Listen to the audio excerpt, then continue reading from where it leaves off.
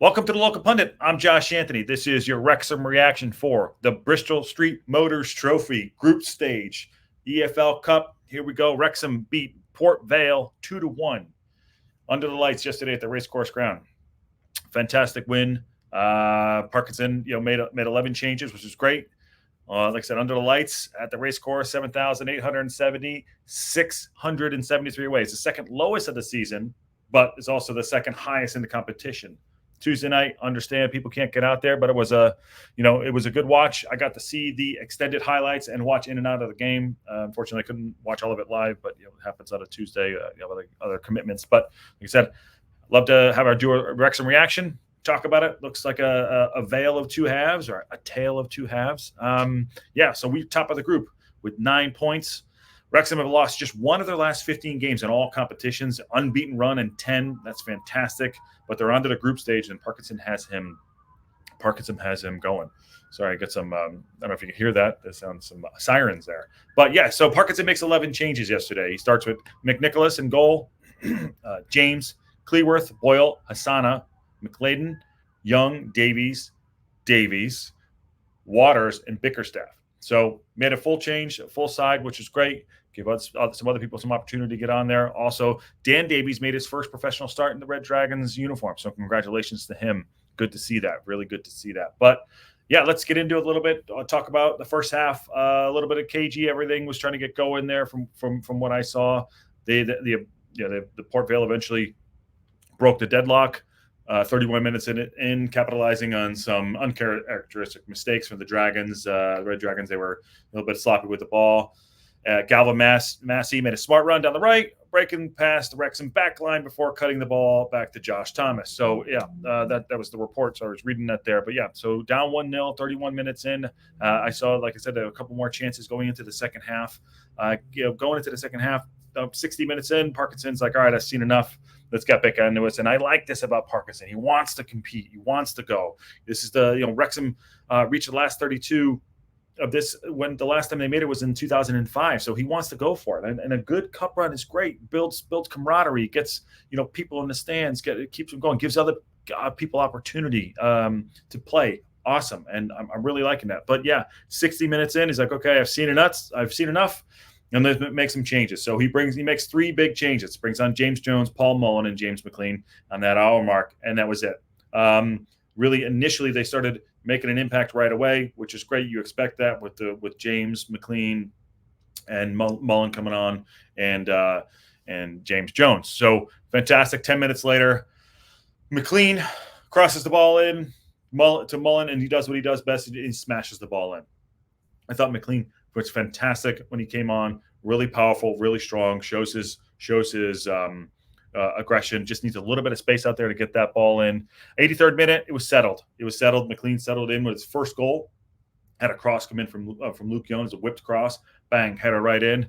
And after I saw his post match, he's like, oh, maybe strike partners him and Mullin. But he's doing really well. Really happy to see him up and down that left side. So that's fantastic to see them go through. And Wrexham didn't, they had to fight hard for it because there was 8 minutes of extra time. That was an 83rd minute and then extra 8 minutes on there to get through it.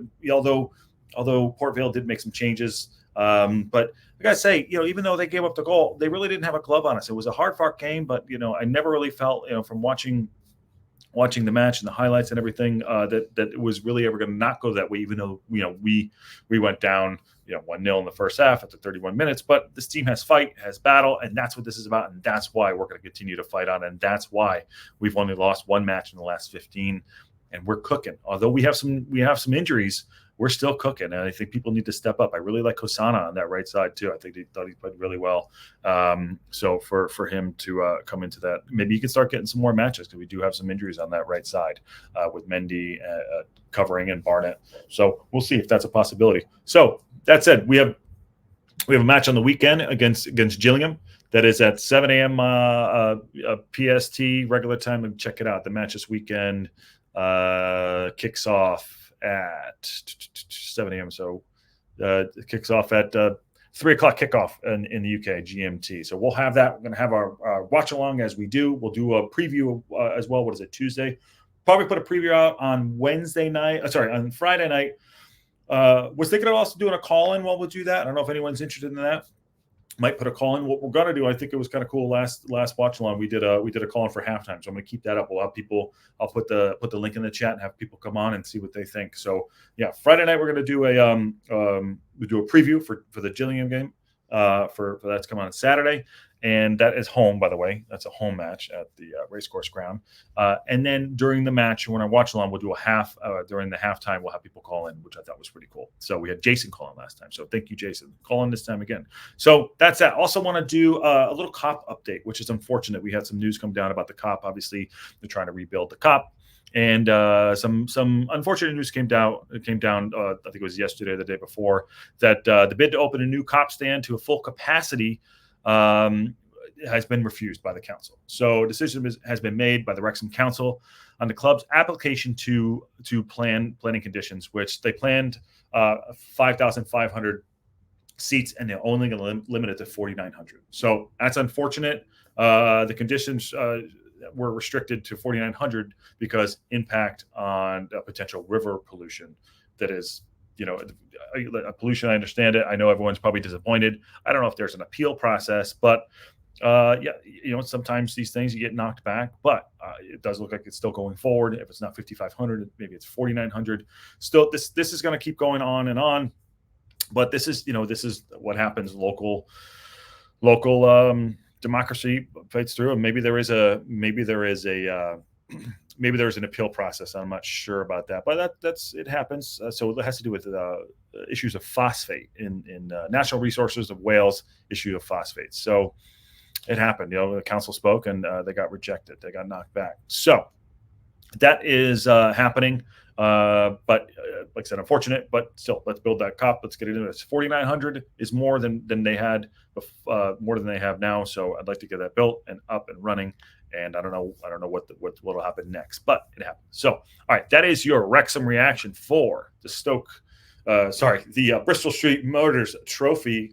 We're gonna go through to the knockout stage, and let's see how we can do it. Let's get that cup run, and we got a game on Saturday up to town. And thank you for watching. Talk soon.